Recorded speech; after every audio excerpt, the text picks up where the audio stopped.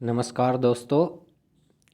जैसा कि हमने आपसे पहले बात की थी कि हम 50 या 100 क्वेश्चन ज्योग्राफी से संबंधित आपको प्रोवाइड कराएंगे।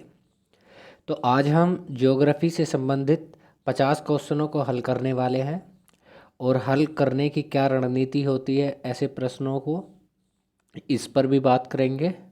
तो बिना समय गवाए चलते हैं। यदि आप चैनल पर नए हों तो प्लीज़ सब्सक्राइब कीजिए और अधिक से अधिक शेयर कीजिए। वीडियो पसंद आए तो लाइक कीजिए। पहला प्रश्न है कि मेघाच्छादित रात में ओस की बूंदें क्यों नहीं बनती।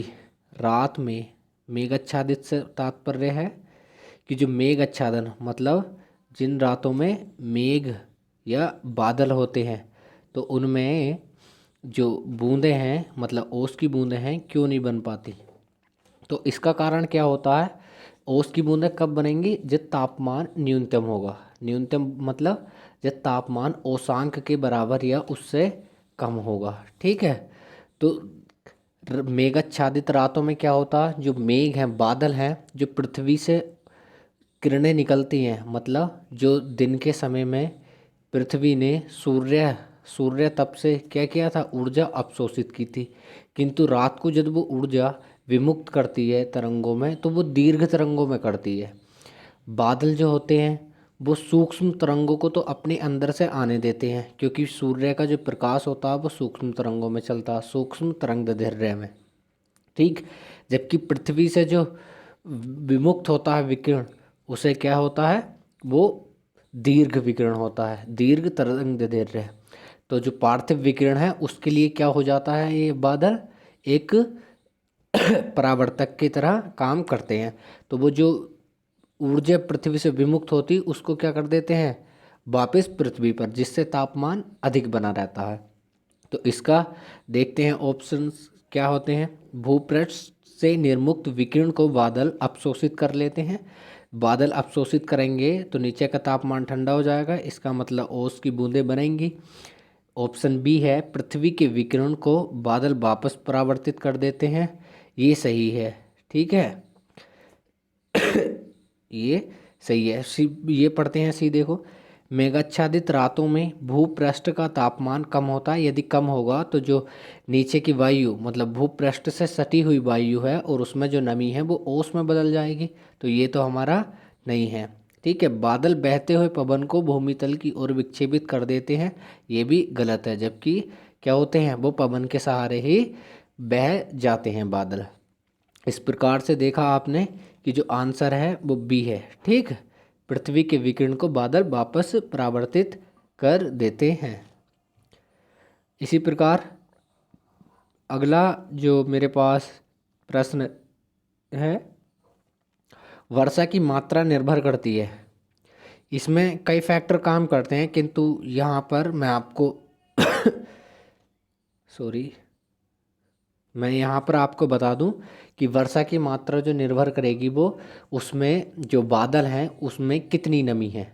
नमी मतलब जो वाष्प है, वाष्प क्या है, पानी तो है एक प्रकार से। उसका जो अवस्था परिवर्तन है वही तो क्या है, पानी है।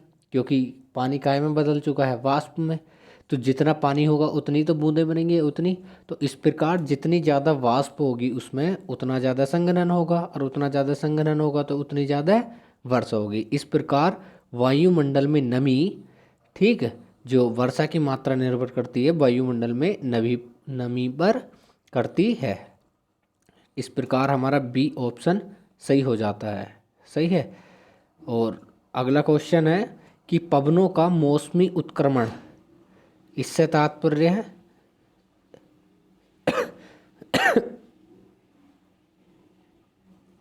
मौसमी परिवर्तन से तात्पर्य है कि जो ऋतुएं होती हैं हमारी ऋतुएं, उनके अनुसार उनकी जो दिशा है उनका उत्क्रमण हो जाए, वो परावर्तित हो जाए। जैसा ऐसा मान के चल लीजिए, एक हमारे पास, एक मिनट, एक हमारे पास ये क्षेत्र है, या ये जलमंडल मान लो या स्थल मंडल मान लो, कुछ भी मान लो, एक क्षेत्र ये है।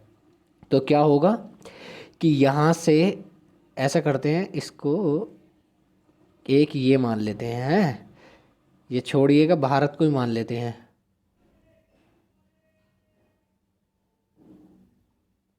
ठीक है, ये भारत हो गया। तो क्या होता है कि जो पवनें होती हैं एक बार इस प्रकार चलती हैं, ठीक, ग्रीष्म ऋतु में, लेकिन शीत ऋतु में कैसे चलने लगती हैं, इस प्रकार। तो ये क्या हो रहा है, आपको दिख रहा होगा कि पवनों की दिशा क्या हो रही है, बदल रही है, उत्क्रमण हो रहा है। उत्क्रमण मतलब उल्टी हो जाती है।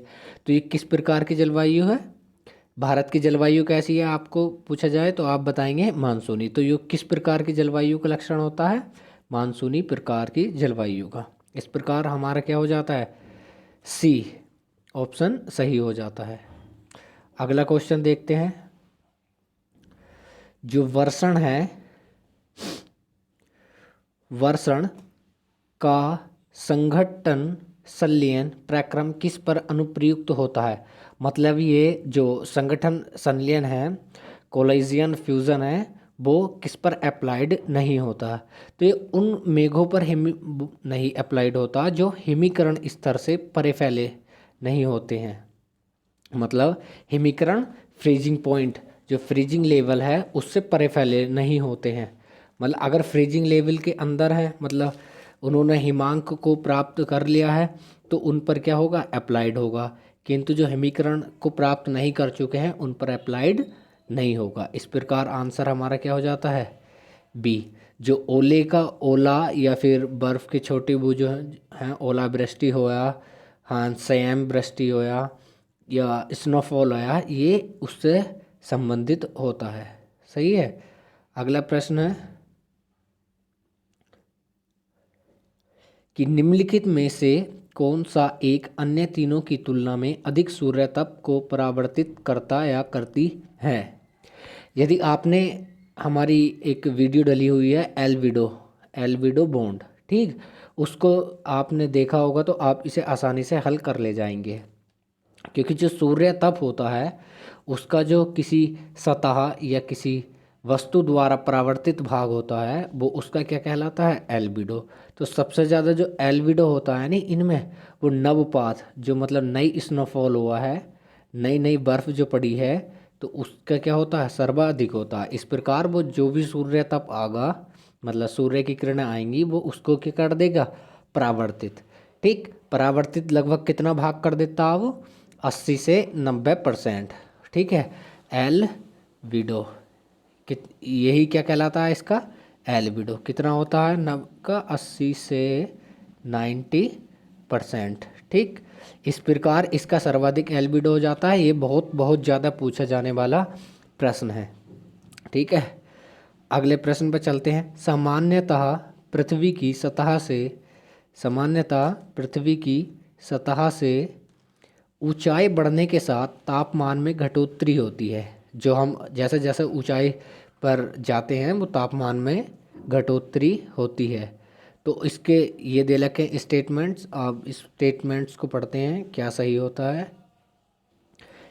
पहला स्टेटमेंट हो जाता है, वायुमंडल में पृथ्वी की सतह से केवल ऊपर की ओर गर्म हो सकता है। वायुमंडल जो है वो पृथ्वी की सतह से ऊपर की ओर, मतलब इस प्रकार ये पृथ्वी होगी, ये क्या होगी, परतें होगी वायु की, तो ये क्या होगा, नीचे से गर्म होता है। तो ये बिल्कुल सही बात होती है, क्योंकि जो पृथ्वी होती उसको अब्जॉर्ब करती है जो सूर्य तप होता है, और उससे जो किरणें होती हैं, ये मतलब पार्थिव विकिरण जो होता है, उससे क्या होती है, वायु गर्म होती है। ठीक, तो नीचे से ऊपर की तरफ किन किन विधियों से होती है, चालन, संवहन और विकिरण से। सर्वाधिक काय से होती है, विकिरण से। नंबर 2 पर संवहन से, नंबर 3 पर चालन से। ठीक है, तो ये हो जाएगा। दूसरा, ऊपरी वायुमंडल में आर्द्रता अधिक होती है, ये गलत है। क्योंकि जो वायु आर्द्रता होती है, जो नमी होती है, ह्यूमिडिटी, वो नीचे वायुमंडल में अधिक होती है। इस प्रकार दूसरा हमारा गलत हो जाता है। ऊपरी वायुमंडल में हवा कम घनी होती है, ये बात सही है। क्योंकि जो सतह से सटी हुई वायु होती है वो क्या होती है, घनी, मतलब एक प्रकार से वो बहुत पास पास परतें होती हैं उसकी, उस वजह से वो क्या हो जाती है, घनी, ऊपर को क्षीण हो जाती है। ये भी सही है। तो जो ज़्यादा अगर घनी चीज़ है तो वो क्या करेगी, सौरिक ऊर्जा को अधिक एब्जॉर्ब करेगी। लेकिन ऊपर क्या होती है, वो कम घनी होती है, जिस वजह से तापमान घटता जाता है। इसमें कई फैक्टर हो जाते हैं। तो इस प्रकार पहला और तीसरा आंसर इसका सही हो जाता है। पहला और ऑप्शन देख लेते हैं क्या क्या है कि ऑप्शन है एक, ऑप्शन बी में है 2 और 3 और सी में है 1 और 3। तो इसका आंसर जो हो जाएगा हमारा सी आंसर हो जाएगा 1 और 3। अगर यदि आपसे पूछ ली जाए ये क्या कहलाती है, मतलब तापमान नीचे से ऊपर का जो घटता क्रम है वो क्या कहलाता है, तो वो कहलाता है नॉर्मल लैप्स रेट।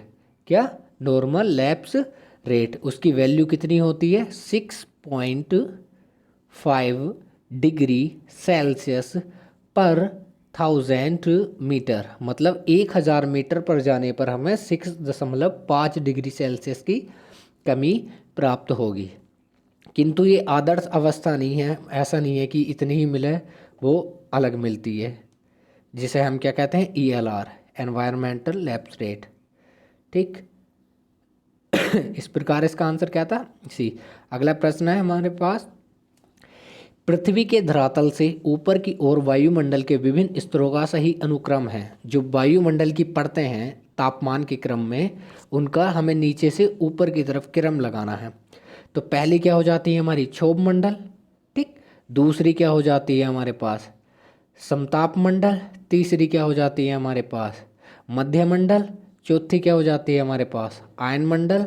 और पांचवी क्या हो जाती है हमारे पास? बहिर्मंडल। तो इस प्रकार देख सकते हैं, पहली हो जाएगी क्षोभ मंडल। तो क्षोभ मंडल वाले देख लेते हैं हम पहले। अच्छा, तो ये तो बी और डी तो गलत हो जाएगा, क्योंकि इसमें सबसे पहले ही समताप मंडल दे रखा है, गलत। ये देख ले क्षोभ मंडल, ठीक है। समताप मंडल ये भी ठीक है। आयन मंडल, ये आयन मंडल किसके बाद होता है? मध्य मंडल के, ठीक है, जिसे तापमंडल भी कहा दिया जाता है। तो ये हमारे पास गलत हो जाता है। ये भी बचा सी, क्षोभ मंडल, समताप मंडल, मध्य मंडल, आयन मंडल। इस प्रकार सी आंसर इसका हो जाता है। आप देखते हैं कि मतलब किस प्रकार से इनको हल किया जा रहा है, क्योंकि अगर हमें लगभग किसी विषय के बारे में 50 to 60% भी मालूम है तो हम उसको सही कर ले जाएंगे। 8वां क्वेश्चन है कि सूची 1 को सूची 2 के साथ सुमेलित कीजिए। एक सूची 1 है और सूची 2 है। इसमें जो है ये स्थानीय पवनें हैं। आपके चैनल पर स्थानीय पवनों का एक पूरा 30 मिनट की वीडियो डली हुई है, चाहें तो आप उसको देख सकते हैं और अच्छे से इसको सही कर ले जाएंगे। ये सदाबहार प्रश्न है, एक प्रकार से हर प्रत्येक परीक्षाओं में एक न एक प्रश्न पूछा जाता है। और PCS, स्टेट PCS का जो और UP SSS का तो ये कोर पॉइंट है, मतलब कोर पॉइंट है भाई, कोर पॉइंट, इससे पूछा जाएगा। ठीक। फोन पवन, बात करते हैं पवनों की। तो जो फोन पवन है एक गर्म पवन है। कहाँ चलती है ये? जो हमारा एस मतलब यूरोप है, यूरोप की जो आल्प्स पर्वतमाला है, तो आल्प्स कुछ कुछ ऐसा है। ठीक, इस प्रकार से फैला हुआ है किसमें? तो इसका जो उत्तरी ढाल है, ये उत्तरी ढाल से चढ़ती हैं और नीचे उतरती हैं। ठीक है, नीचे उतरती हैं तो ये इससे रगड़ खा के और गर्म हो जाती है। तो इधर जो बर्फ़ पड़ी हुई है, इधर जो बर्फ़ पड़ी हुई है उसको क्या कर देती हैं? पिघला देती हैं। और जो यहाँ का क्षेत्र है उसमें क्या करती हैं? जो घास के मैदान हैं या वेल्ट्स, उनको खोल देती, तो चारागाह बन जाता है। और यहाँ पर एक होता है स्विट्ज़रलैंड। स्विट्ज़रलैंड में क्या होती है इस समय? बहुत ज़्यादा उमस सी। ठीक, जैसे ही ये पवनें आती हैं सॉरी 1 मिनट, सॉरी 1 मिनट रुकना। जैसे ये पवनें आती हैं तो उसको क्या करती हैं? उसको एक मनमोहक वातावरण प्रदान कर देती है, एक मनमोहक जलवायु वहाँ की हो जाती है, जिस वजह से इसे क्या कहा जाता है वहाँ के लिए? शीत मरुद्यान। ठीक, शीत ऋतु का मरुद्यान कहा जाता है। वहाँ तापमान बढ़ा देती है थोड़ा। वहाँ कहाँ पहले बहुत ज़्यादा ठंडा हो रहा था ये गर्म पवनों की वजह से। तो फोन कहाँ चलती हैं? ये आल्प्स पर्वतमाला पर। ठीक, तो आल्प्स 4 हो जाएगा। ब्रिक फिल्डर, जो ब्रिक फिल्डर है हमारी, वो कहाँ चलती है? ब्रिक फिल्डर चलती है हमारी ये ऑस्ट्रेलिया में। ठीक है, ब्रिक फिल्डर हो जाती है हमारे पास ऑस्ट्रेलिया में। और जो सांता आना है, सॉरी ऑस्ट्रेलिया में, जो सांता आना है, ये सांता आना चलती है कैलिफोर्निया। जैसे हम ये कुछ कुछ इसका वो खींचे हैं उत्तरी अमेरिका का। तो यहाँ का जो भाग है ये कहाँ चलती है, यहाँ पर कैलिफोर्निया में, ठीक। और जोंडा, ये जोंडा जो चलती हैं अर्जेंटीना में। आप इसको इस प्रकार से याद कर सकते हैं जैसे जोंडा अर्जेंटीना, जे आ रहा है इसमें अगले शब्द, तो अक्सर अर्जेंटीना, ठीक है। तो जोंडा अर्जेंटीना में चलती है। इस प्रकार आप देख सकते हैं जो हमारे पास सांताना है कैलिफोर्निया, क्या क्या है इसके ऑप्शन, तो ये हैं पहला क्या होता है आल्प्स, तो ए का कितना हो जाएगा 4, इसका मतलब ए और डी तो हमारे क्या है, मतलब ए और सी तो गलत है, ए और सी तो अभी तक इनमें ही उम्मीद है। बी ब्रिकफिल्डर ऑस्ट्रेलिया, B2, ठीक है, ये भी B2 है और डी का भी B2 है, तो अभी भी इसकी संभावना है हमारे पास ठीक है। और सी हो जाता है सांता आना कैलिफोर्निया, सी इसमें 1 है और इसमें 3 है, तो ये गलत हो जाता है, ठीक है। डी कितना हो जाता है हमारा अर्जेंटीना पहला, तो इस प्रकार इसका आंसर क्या हो जाता है बी। अगला प्रश्न है निम्नलिखित जलवायु और भूगोल विषयक तथ्यों पर विचार कीजिए। क्या है कि पहले ऐसे प्रश्नों को जब ये कहा जाए कि विचार कीजिए तो उनके नीचे की जो वर्ड्स दिए जाते हैं, शब्द दिए जाते हैं, उनकी नीचे की लाइन पढ़ ली जाए नहीं चाहिए, जिससे कि हम क्या लगाएं एकदम से अपने आंसर को सटीक उच्चतम अवस्था में पहुंचा दें। तो इसमें क्या कहा है, गर्जन मेघ इनमें से किस किस तथ्य के कारण होता है। जो गर्जन मेघ होता, गरज बादलों में, वो किसके कारण होता, संघनन, जी बिल्कुल। जब संघनन होता है तो क्या होता है, जो उसके ओस होती है, मतलब ओसांक बिंदु होता है नमी का, तो वो आपस में मिलती है, उससे क्या होती है गर्ज उत्पन्न, ठीक। उच्च ताप और आर्द्रता इससे भी संबंधित है। उच्च ताप और आर्द्रता, जितना ऊंचा ताप और आर्द्रता होगी उतनी अधिक वाष्पन होगा, ठीक है। और पर्वत विज्ञान, पर्वत विज्ञान से कोई संबंध नहीं होता है इसका गर्जन से कि पर्वत से रिलेटेड है। और ऊर्ध्वाधर हवा, जी बिल्कुल, ऊर्ध्वाधर हवा बोले तो जैसे ये कोई जल की सतह है, ठीक, इससे जो ये हवा चलेगी ऊर्ध्वाधर, तो ये भी क्या ले जाएगी, नमी ले जाएगी। जितनी ज़्यादा नमी ले जाएगी ऊपर बादलों में मिलेगी, और बादलों में जब मिलती है तो उनकी टक्कर से क्या होता है गर्जन या मेघ उत्पन्न होता है। इस प्रकार देख लेते हैं पहला, दूसरा, चौथा, सी आंसर हो जाता है इसका। अगला प्रश्न है आपकी स्क्रीन पर, वायुमंडल में नमी की मात्रा अक्षांश से संबंधित है। अब देखो अक्षांश क्या होते हैं ये मान कर लो पृथ्वी है, ठीक। ये जो एक भूमध्य रेखा है जिसे हम 0 डिग्री अक्षांश या विषुवत रेखा कहा जाता है, तो विषुवत रेखा से खींची गई कोणीय 1 डिग्री की कोणीय दूरी पर क्या कहलाती हैं, वो हमारी अक्षांश रेखा, जैसे ये है नी। तो ये एक दूसरे के क्या होती हैं समानांतर, जैसे ये है ये है, ये भले ही टेढ़ी मेढ़ी खींची हो, तो ये क्या कहलाती है हमारी विषुवत रेखा। तो इन्होंने कहा वायुमंडल में नमी की मात्रा अक्षांश से संबंधित होती है, अक्षांश से। अभी हम इसके बारे में कुछ नहीं कह सकते क्योंकि जो इसका होती है वो तापमान से संबंधित होता है, और तापमान से संबंधित क्या होती है नमी होती है।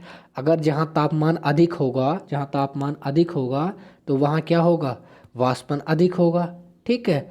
और वाष्पन अधिक हो तो वायुमंडल में नमी की जो मात्रा होगी वो अधिक होगी। इस प्रकार ये संबंधित है नमी की मात्रा अक्षांश से, क्योंकि 0 डिग्री अक्षांश पर तापमान अधिक होता है, ठीक। उस प्रकार ये ध्रुवों तक घटता जाता है।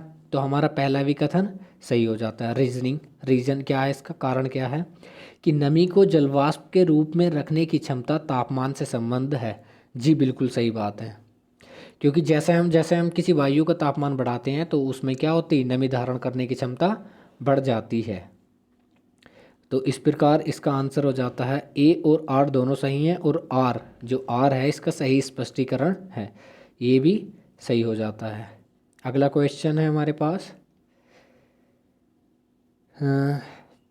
कि ये दृष्टि सामान्य अध्ययन टेस्ट हुआ था, उसी के प्रश्न है ये। निम्नलिखित कथनों में कौन सा एक सही है, निम्नलिखित में से कौन सा एक सही है। ये कुछ बादल दिए हैं और बादल की विशेषताओं के साथ ये कथन दिए हैं, तो इनमें बताना है कौन सा सही है कौन सा गलत है। पक्षाव मेघ सिरस क्लाउड्स हिम क्रस्टलों से बनते हैं, ये सही होता है, बिल्कुल सही होता है। इन्हें ही क्या कहा जाता है, मोतियों की माला। ठीक। ये क्या कहलाते हैं, मोतियों की माला। क्यों कहलाते हैं, क्योंकि इनमें क्या होते हैं, हिम क्रिस्टल, मतलब हिम के जो कण होते हैं, बर्फ के कण होते हैं, वो मोती के समान होते हैं। और ये देखने में कैसे लगते हैं, पंख के समान। और सबसे ऊंचे बादल कौन से होते हैं, सबसे ऊंचे बादल भी होते हैं हमारे पक्षाव मेघ, सिरस क्लाउड। ठीक। ये समताप मंडल के, मतलब समताप मंडल की निचली परत तक पाए जा सकते हैं। बात करते हैं, इसको सही है आंसर, लेकिन हम बात करते हैं और क्या सही है। पक्षाभ मेघ समतल आधार दर्शाते हैं तथा उनका स्वरूप आरोही गुंबद के समान होता है। ये गलत है। समतल आधार ये इसकी विशेषता नहीं है। ये किसकी विशेषता है, कपासी मेघों की, समतल आधार और गुंबद के समान। ठीक, जैसे ये गुंबद है। तो एक और बात बता दी जाए आपको कि इन्हें क्या कहता है, कहा जाता है, जो आरोही गुंबद के समान है, इन्हें मशरूम आकृति बादल भी कहा जाता है। अगर आपसे पूछा जाए कि मशरूम आकृति बादल कौन से होते हैं, तो ये होते हैं हमारे पास कपासी बादल। पक्षाम मेघ के लिए गलत स्टेटमेंट है। कपासी मेघ सफ़ेद तथा पतले होते हैं और वे सूक्ष्म धब्बों के रूप में दिखते हैं। उनका स्वरूप रेशेदार तथा पंखनुमा होता है। रेशेदार और पंखनुमा सॉरी, रेशेदार तो होता है किसका, जो हमारे पास होते हैं स्त्री बादल। ठीक है, स्त्री बादल जो होते हैं वो रेशेदार होते हैं, किंतु पंखनुमा किसकी विशेषता होगी, पक्षाव बादल की। ठीक। और जो सफ़ेद पतले होते हैं, ये सफ़ेद पतले नहीं होते, बहुत ब्लैक कलर के होते हैं, और इनसे क्या होता है, अंधेरा सा भी छा जाता है।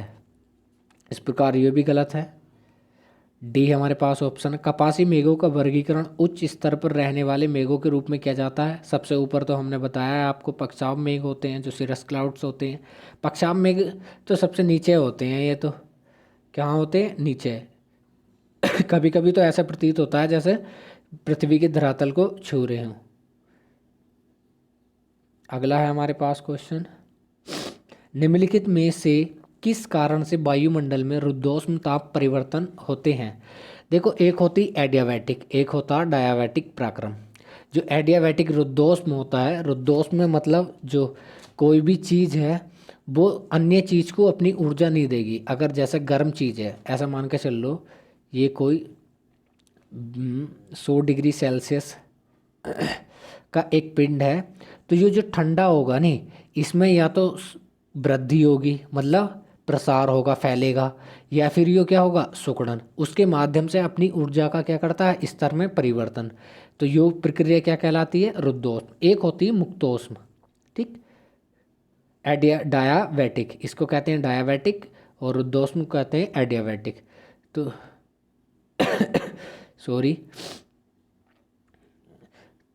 तो मुक्तोष्म में क्या होता है, ये अन्य पिंड को जैसे बाहर अपनी ऊर्जा को विकिरणित कर देती है और इससे अपना तापमान कम कर लेती है। तो ये प्रक्रिया क्या कहलाती है, मुक्तोष्म। लेकिन रुद्धोष्म में क्या होता, वायु में प्रसार और संपीड़न। ये वायु के संदर्भ में तो क्या कहलाता है, वायु का प्रसार और संपीड़न। इसका सही आंसर हो जाता है। आपको अनुमान करता हूँ कि कुछ कुछ नई चीज़ें मिल रही होंगी। प्लीज़, नहीं मिल रही हैं तो लाइक कीजिए, सब्सक्राइब कीजिए और अधिक से अधिक शेयर कीजिए। अगला प्रश्न है, निम्नलिखित प्रश्नांशों में दो कथन हैं, कथन 1 और कथन 2। इन दोनों कथनों का सावधानी से परीक्षण कीजिए और नीचे दिए कूट का प्रयोग कर इन प्रश्नांशों के उत्तर चुनिए। ठीक। कथन 1 है और कथन 2 है। पहला कथन में देखते हैं क्या है, पृथ्वी को प्राप्त होने वाली समस्त ऊर्जा सौर ऊर्जा या सूर्य से वैद्युत चुंबकीय तरंगों, जो हमने इलेक्ट्रोमैग्नेटिक वेव्स होती हैं, उनके माध्यम से प्राप्त होती है। ये स्टेटमेंट बिल्कुल सही है। इस प्रकार के क्वेश्चन यूपीएससी में बहुत पूछे जाते हैं। अगर आप तैयारी कर रहे हैं तो प्लीज़ इन पर बहुत बहुत ज़्यादा फोकस दीजिए। कथन द्वितीय, पृथ्वी भी ग्रह के ऊष्म बजट को बनाए रखने के लिए समस्त प्राप्त ऊर्जा, जैसा हमने बात की थी, जो पार्थिव विकिरण होता है सूर्य से आतप प्रकाश होता है, मतलब आने वाली ऊर्जा होती है, उसको क्या करती है, दीर्घ तरंगदैर्घ्यों में विमुक्त करती है। तो ये प्रक्रिया, सारी जो प्रक्रिया कहलाती है, क्या कहलाती है, ऊष्मा बजट की कहलाती है। कितना प्राप्त किया और कितना अपना खो दिया है। पढ़ते हैं, पृथ्वी भी ग्रह के ऊष्मा बजट, जी बिल्कुल, ऊष्मा बजट को बनाए रखने के लिए समस्त प्राप्त ऊर्जा को अनेक प्रकार से क्या करती है, वापस विकृत कर देती है। ये बिल्कुल स्टेटमेंट जी दोनों सही हैं। किंतु अगर आपसे पूछा जाए कि ये इसकी व्याख्या करता है, ये इसकी व्याख्या नहीं है। इसकी वजह से ऐसा नहीं है कि ये विद्युत चुम्बकीय तरंगों के माध्यम से आती है। इस प्रकार हमारा पहला और दूसरा प्रश्न मतलब कथन सही हो जाता है, किंतु इसकी व्याख्या नहीं करता है। तो देखते हैं, दोनों ही कथन अलग अलग सत्य हैं, जी सत्य हैं, किंतु कथन एक का सही स्पष्टीकरण नहीं है। तो इसका आंसर क्या हो जाता है, बी, क्योंकि इसमें क्या कहा गया है पहले में कि दोनों सही हैं और कथन एक का सही स्पष्टीकरण करता है, ऐसा नहीं है। तो आंसर हो जाता है हमारे पास इसका बी। क्या हो जाता है, बी। ठीक, अगला प्रश्न है की तरफ चलते हैं। निम्नलिखित प्रश्नों में कथन एवं कारण दिए गए हैं, उसी प्रकार से सावधानी से पढ़ना है और परीक्षण कर कोड की सहायता से उत्तर चुनने हैं। ठीक, पवनों द्वारा ताप का स्थानांतरण एक स्थान से दूसरे स्थान पर होता है। जी बिल्कुल, पवनों को और समुद्री धाराओं को क्या कहा जाता है, ऊष्मा का इंजन, ऊर्जा है या ऊष्मा का इंजन। ठीक, कारण रीजन, पृथ्वी के अलग अलग भागों में ताप की मात्रा समान नहीं होती है। जी बिल्कुल सही, समान नहीं होती। और प्रकृति की एक क्या है, एक नीति है कि हर चीज़ समान हो, चाहे वो धरातलीय हो, चाहे वो तापमान हो, चाहे वो ऊर्जा का स्थानांतरण हो। ठीक, तो इस प्रकार से पहला भी कथन सही हो जाता है और दूसरा भी। और ये जो कर रहा है वो सही व्याख्या कर रहा है, क्योंकि अगर ताप में भिन्नता होगी, जैसे न्यूटन बाबा का नियम है, ठीक, कि उच्च ऊर्जा से या उच्च ऊर्जा वाला पिंड कम ऊर्जा वाले पिंड को ऊर्जा प्रदान करता है। ठीक है या अगर इसका तापमान 100 डिग्री सेल्सियस है और इसका तापमान 80 डिग्री सेल्सियस है, तो ये दोनों आपस में क्या करेंगे, साम्य अवस्था को प्राप्त करने के लिए जो गर्म तापमान वाली वस्तु है, 100 डिग्री सेल्सियस वाली वस्तु है, वो 10 डिग्री सेल्सियस इसको क्या कर देगी, दे देगी। ठीक, इसका भी तापमान कितना हो जाएगा, 10 डिग्री सेल्सियस बढ़कर 90 डिग्री सेल्सियस, और इसका भी कितना हो जाएगा, 90 डिग्री सेल्सियस। तो अब ये क्या रह जाएंगे, दोनों आपस में मुक्त अवस्था में आ जाएंगी। तो इस प्रकार से स्थानांतरण होता तापांतर की वजह से। तो रीजन हमारा बिल्कुल सही है, तभी तो तापमान एक स्थान से दूसरे स्थान को स्थानांतरित होगा। तो इसलिए इसका आंसर क्या हो जाता है, ये ए भी सही है और आर भी सही है और सही स्पष्टीकरण भी कर रहा, तो हमारा इसका सही ए हो जाता है, व्याख्या भी करता है। अगले प्रश्न पर चलते हैं। निम्नलिखित कथनों पर विचार कीजिए। निम्नलिखित कथनों पर विचार कीजिए। उपसौर की स्थिति में पृथ्वी को अपसौर की अपेक्षा अधिक सूर्य तप प्राप्त होता है। ये दो स्थितियां होती हैं, एक उपसौर होती है, उपसौर, एक होती है अपसौर। ठीक, जो उपसौर होती है, उपसौर में पृथ्वी और सूर्य के मध्य दूरी क्या होती है, सबसे कम, 14.70 करोड़। ठीक है, 14.70 करोड़ किलोमीटर। ठीक, इसी प्रकार से जो अपसौर होती, अपसौर में क्या दूरी होती, अधिक, अधिक दूरी कितनी, 15.20 करोड़ किलोमीटर। ठीक है, तो अपसौर में अधिक दूरी होगी, यदि अधिक दूरी होगी तो सूर्य की जो मात्रा है, सूर्य का प्रकाश है या सूर्य से जो प्राप्त ऊर्जा है, सूर्य तप है, उसमें क्या होएगी, कमी होगी। तो सूर्य अपसौर से क्या होती है, कमी होती है। तो कमी कितने परसेंट होती है, 7%। ठीक है, और उपसौर की स्थिति में क्या हो जाएगी, जब पृथ्वी निकट होगी, ऐसा मान के चल लीजिए ये आपके पास एक ऊर्जा का पिंड है, तापमान का पिंड है, और आप यहाँ बैठे हैं। ठीक है, ताप रहे हैं, मान के चल लो अलाव ताप रहे हैं।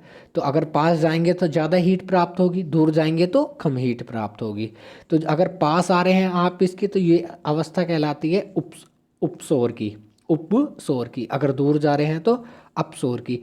ऐसे दिख रहा है अपसौर है। ठीक, अपसौर, आशा होता है अधिक, मतलब अधिक दूरी। ठीक है, उपसौर अधिक निकट, उप माने होता है निकट, सौर सूर्य की जो घटनाएं होती है, ये होती हमारी 3 जनवरी को, और ये हो जाती है 4 जुलाई को। ठीक है, 4 जुलाई को। इस प्रकार से देखते हैं कि उपसौर की स्थिति में पृथ्वी को अपसौर की अपेक्षा अधिक सूर्य तप प्राप्त होता है। जी बिल्कुल सही बात है। अगर दूर जाएंगे तो 7% की कमी आएगी, अगर दोहरा आते हैं तो 7% हमें अधिक प्राप्त होता है। दूसरा स्टेटमेंट, अपसौर और उपसौर की स्थिति में सूर्य तप की भिन्नता के कारण पृथ्वी के दैनिक मौसम पर व्यापक प्रभाव पड़ता है। जी व्यापक प्रभाव नहीं पड़ता है, क्योंकि क्या होता है, जो उत्तरी गोलार्ध में 3 जनवरी को क्या होती है, शीत ऋतु होती है। तो शीत ऋतु की क्या होती है, 7% अधिक मिलता है, तो उससे ज़्यादा व्यापक प्रभाव नहीं पड़ता है। तो इस प्रकार हमारा क्या हो जाता है, 15 का केवल एक आंसर, क्योंकि 2 हमारा क्या आता है इसमें गलत है, व्यापक नहीं। हाँ अगर सूक्ष्म प्रभाव बोलता तो जी बिल्कुल दोनों सही हो जाते। 16वां, निम्नलिखित कथनों पर विचार कीजिए। पूरे वर्ष 30 डिग्री नॉर्थ, और ये जो पृथ्वी है, सॉरी, एक ये पृथ्वी है और ये 0 डिग्री है, ये 30 डिग्री है, ये भी 30 डिग्री होगी, ठीक। ये हमारे पास 60 डिग्री होगी और ये ध्रुव हो गए, या ऐसा कर लेते हैं, ये 85 या 80 की वो होगी, 30 नहीं 30 60 और ये हो जाती है हमारे पास 80 की। तो इसी प्रकार 30 60 80 की, ठीक है। तो इसमें क्या कहा गया है, पूरे वर्ष 30 डिग्री नॉर्थ इधर से, ठीक, और 60 डिग्री साउथ अक्षांशों के बीच बहने वाली हवाएं पछुआ हवाएं वेस्टर्लीज कहलाती हैं। तो ये गलत है, पूछो क्यों। जो 30 डिग्री नॉर्थ से 0 डिग्री अक्षांश के मध्य जो चलती हैं पवनें, वो कहलाती हैं व्यापारिक पवनें, चाहे वो उत्तरी गोलार्ध में हो चाहे दक्षिणी गोलार्ध में। तो पहला स्टेटमेंट क्या हो जाता है हमारे पास इसका, गलत। भारत के उत्तर पश्चिमी क्षेत्र में शीतकालीन वर्षा लाने वाली अर्धवायु संहतियाँ पछुआ हवाओं के भाग होते हैं। ये बिल्कुल सही बात है। जो हमारे पास पवन विक्षोभ होते हैं वो पछुआ हवाओं के क्या होते हैं, भाग होते हैं। इसकी पूरी प्रक्रिया है, जब हम ITC-Z को कभी समझेंगे तो जब ये गर्मियों के समय क्या होता है, इधर विस्थापित हो जाता है, लेकिन सर्दियों के समय इधर विस्थापित हो जाता है। तो इसी प्रकार से ये जो इनकी उत्पत्ति स्रोत है, ये भी क्या होता है, इनमें भी परिवर्तन, जो हमारी पछुआ पवनें हुई और व्यापारिक पवनें हुई, इनमें परिवर्तन हो जाता है। ये कहाँ खिसक जाती हैं, थोड़ी नीचे, ठीक है, नॉर्दर्न जो हमारे पास सदर्न वो हेमिस्फेयर उसकी तरफ। तो इनका स्रोत आगे बढ़ जाता है पश्चिमी पवनों का, तो ये क्या करने लगती हैं, इस प्रकार चलने लगती हैं, जिस वजह से इनका कुछ भाग आए के भारत में वर्षा कर देता है। इस प्रकार कौन सा सही आंसर हो जाता है हमारे पास, केवल 2, क्योंकि दूसरा सही है और सब गलत हैं। 17वां क्वेश्चन, नीचे दिए कथनों को ध्यानपूर्वक पढ़िए। इस संस्तर में धूल कण तथा जलवाष्प मौजूद होते हैं। अच्छा, इस संस्तर में मौसम में परिवर्तन होता है। अच्छा, जैविक क्रिया के लिए संस्तर सबसे महत्वपूर्ण है। तो किसकी बात चल रही है, क्षोभ मंडल की, क्योंकि क्षोभ मंडल में क्या होता है, सबसे ज़्यादा धूल कण जलवाष्प, सबसे ज़्यादा गैसेस का अनुपात इसी में होता है। इस संस्तर में मौसम परिवर्तन, सर्वाधिक मौसम परिवर्तन होते हैं, जिस वजह से क्या कि इसमें जो विमान होते हैं वो उड़ाने की अनुकूल दशाएं नहीं बन पाती हैं। जैविक क्रिया के लिए हाँ बिल्कुल, जो जीव हैं उनके जीवन यापन के लिए अनुप्रयुक्त दशाएं पाई जाती हैं, पर्याप्त ऑक्सीजन, ताप, सब कुछ। तो क्या कहलाएगा ये इसका, तीनों मतलब क्षोभ मंडल में ये सारी दशाएं उपयुक्त होती हैं। 18वें का, ये इस प्रकार के प्रश्न सभी परीक्षाओं में पूछे जाते हैं, चाहे वो वनडे एग्ज़ाम की हो, चाहे वो UPSC, स्टेट PCS, एनीबडी काहे की भी हो, ठीक। 18वां प्रश्न, पृथ्वी के अक्ष में परिवर्तन से निम्नलिखित में कौन से प्रभाव परिलक्षित होते हैं, ठीक है, परिलक्षित होते हैं। आप जानते हैं कि पृथ्वी अपने अक्ष पर, काल्पनिक अक्ष पर 23.5 डिग्री का कोण बनाती है, वो झुकी हुई। अगर इसको सीधा कर दिया जाए, 0 डिग्री के कोण पर कर दिया जाए, तो कितने डिग्री का कोण बना मतलब क्या क्या परिवर्तन होंगे, पृथ्वी के तापीय क्षेत्रों में परिवर्तन हो जाता है, बिल्कुल सही। जैसा ऐसा मान के चल लो, ये पृथ्वी है, ये है, अगर ये किरणें यहाँ आ रही हैं, ये सीधी पड़ रही हैं यहाँ पे, ठीक। तो अगर ये सीधी हो जाएगी तो ये किरणों का क्या होगा, नीचे पहुंचेंगी तो नीचे ताप ज़्यादा मिलेगा। तो इस प्रकार से ये क्या हो जाएगा, ताप में परिवर्तन। पृथ्वी के औसत तापमान में परिवर्तन हो जाता है जी। जो पृथ्वी का औसत तापमान है उसमें भी परिवर्तन हो जाएगा। ठीक है। और विभिन्न क्षेत्रों की जलवायु पर भी विभिन्न प्रभाव पड़ेगा, ये तो बिल्कुल सही है। तो इस प्रकार क्या क्या आंसर हो जाते हैं इसके, तीनों। ठीक है। इसकी क्या हो जाते हैं हमारे पास, तीनों, 1, 2 और 3। 1, 2 और 3 इसके सही आंसर हो जाते हैं। अगला नेक्स्ट प्रश्न है हमारे पास कि निम्नलिखित कथनों पर विचार कीजिए। पृथ्वी की धरातलीय विषमता पवनों की गति को प्रभावित करती हैं।